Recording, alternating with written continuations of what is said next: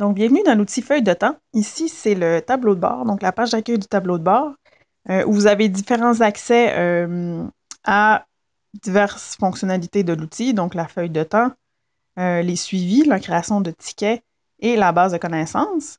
Vous avez également une vue d'ensemble de votre semaine, par exemple les heures facturables, les clients actifs et des statistiques sur différentes données, donc par ici les montants facturables des dernières semaines ou les heures travaillées durant la dernière semaine. Donc, dans la section rapport temps, ici, vous pouvez voir pour les 3 dernières années un résumé un peu de vos semaines. Donc, par rapport à la date, le montant facturable de la semaine, les dépenses s'il y en a eu, les heures facturables versus les heures non facturables et le total des heures. Donc, ici, c'est la feuille de temps en elle-même où vous allez pouvoir entrer le temps travaillé durant la semaine, donc les informations de l'employé, la semaine.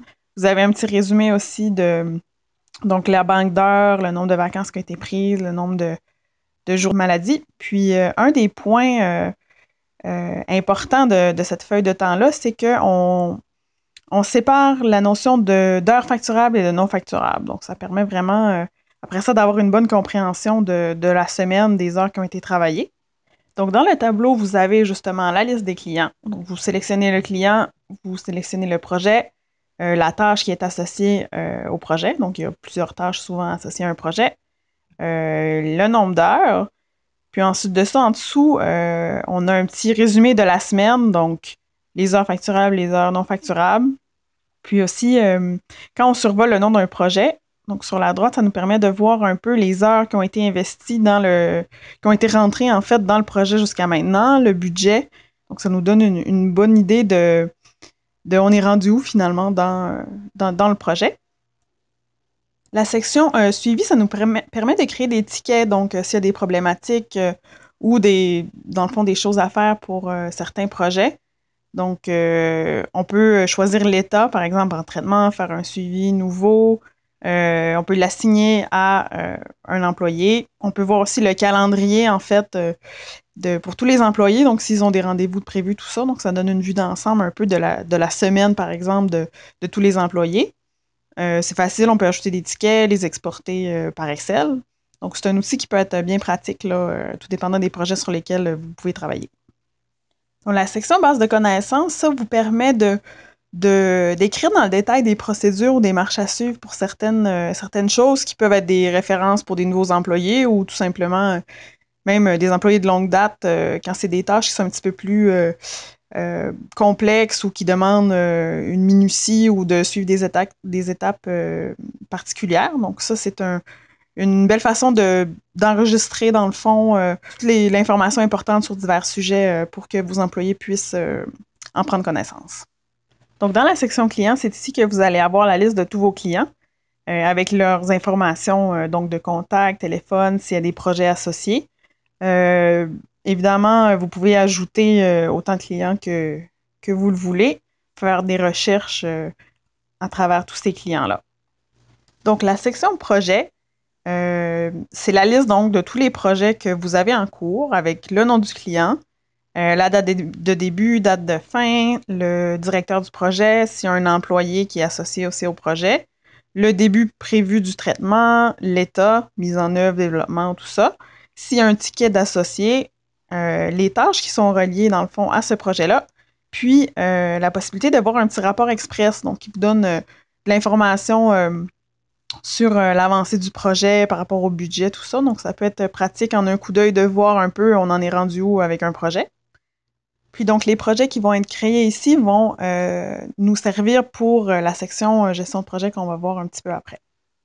Donc, la section planification, ça permet, par exemple, au directeur de projet d'assigner du temps sur un jour spécifique à un employé. Donc, par exemple, ici, dans le tableau, donc on a le nom du client, le projet, la date de début, de fin, l'état, si c'est travaux en cours, en développement, tout ça, le budget.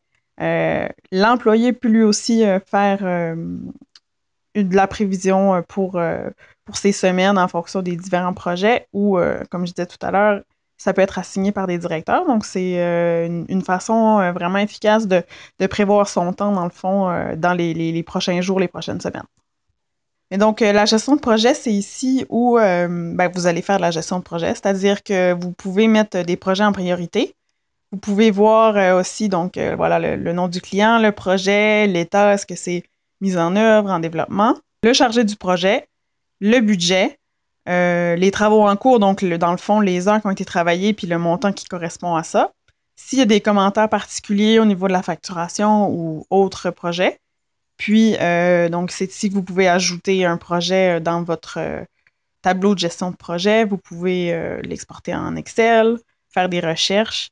Donc, c'est une façon rapide d'un peu voir tout ce qui est en cours dans l'entreprise. Un des aspects intéressants de l'outil, c'est la configuration. Donc, sur la petite roue qui est en haut à droite, vous cliquez là-dessus, puis ça va vous ouvrir un panneau de configuration. Donc, vous allez avoir de l'information sur les utilisateurs, donc vos employés avec un tableau qui vous liste tous les employés, les clients. Au niveau de la gestion, ajouter des employés, configurer les tâches qui sont associées à certains projets, les types de projets et donc des options, il y a l'état des projets, il y a beaucoup de choses que vous pouvez configurer ici. Puis, si on va, par exemple, dans la section employés, vous allez voir que ça affiche un tableau avec la liste de vos employés et ils ont chacun un utilisateur pour se connecter donc à feuille de temps.